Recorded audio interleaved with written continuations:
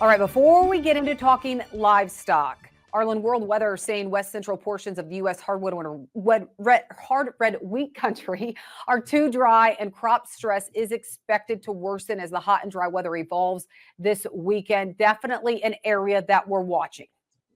Yeah, really are watching it as we continue to see the shadow behind the Rocky Mountains continue to keep moisture really wanting in the high plains region. So far, the wheat crop looks pretty good. We really can't complain too much, but how long can that last?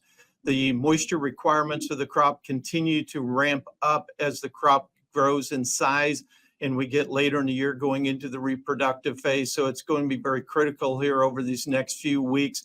And a lot of hot winds really pulling the moisture as well. We're really hoping that we get it. We're in a situation, if we get the timely rains, we can have a great crop. If we don't get those timely rains, then we can really disappoint. And so these next coming weeks are going to be critical for it. Well, areas around Lubbock and Amarillo, Chip, they got some rain. Good news for cotton country. Also good news for some of these pastures. And as you look at NASA's decision to do away with that July cattle inventory report, it just seems like really poor timing when we have such tight cattle supplies and we're not going to have that mid-year check-in, Chip. Yeah, it's going to be something that the livestock market and the grain markets are going to have to, kind of get used to. I mean, it has obviously implications as far as what the herd size and the different classes and weights, across, our cattle herd are. So that's going to be a big unknown in the middle of the year. And, not only that, but you've got the grain implications on, what's that mean to feed demand? How many, head of cattle are on feed? But also they're going to do away with the county by county yield reporting. So that has some wild implications on the grain markets as well. So a little bit of a rug pull there from the USDA here earlier this past week. Now, Arlen, when you look at the volatility in the cattle markets that we're already seeing, do you think doing away with this report helps that volatility or just causes it to be even more extreme?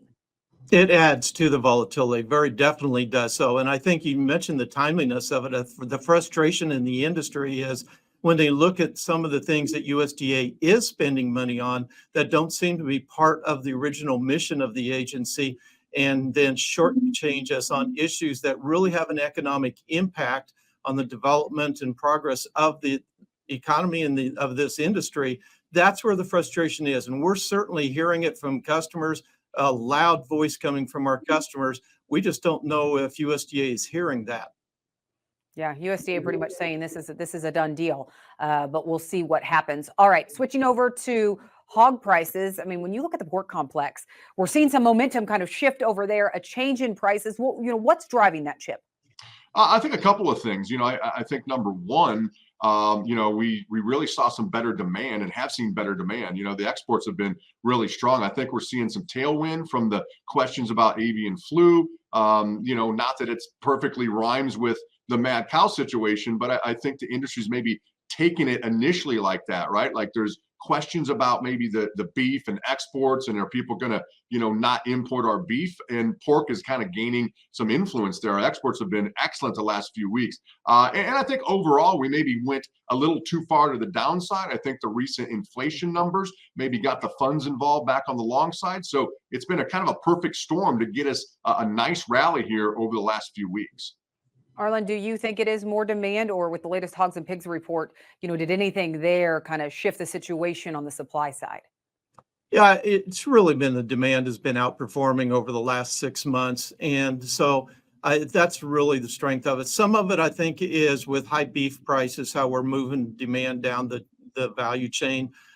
Some of it is some of the other factors that Chip mentioned as well. All of it coming together when you look at carcass weights. And how current we've been staying with this market. This is a much healthier picture than what we anticipated or the industry anticipated being in a few months back, and something that producers can be grateful for. Exactly. All right, Arlen, Chip, thank you so much. All right, we need to take a quick break, and then we're checking in with Machinery Pete for Tractor Tales next.